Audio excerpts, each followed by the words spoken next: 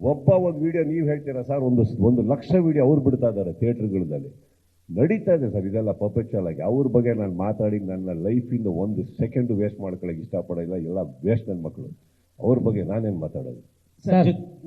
ನನ್ನ ಮಗಳ ಬಗ್ಗೆ ಹೇಳಿದ್ರಿ, ನನ್ನ ಮಗಳು ಸರ್ ನಾನೇ ಫೇಸ್ ಮಾಡಿದ್ದೀನಿ ಅಂದ್ರೆ ಅದನ್ನ 10 ಫೇಸ್ ಮಾಡ್ತಾಳೆ, 10 ಬೆಳೀತಾಳೆ, 10 ದೊಡ್ಡವಳಾಗ್ತಾಳೆ.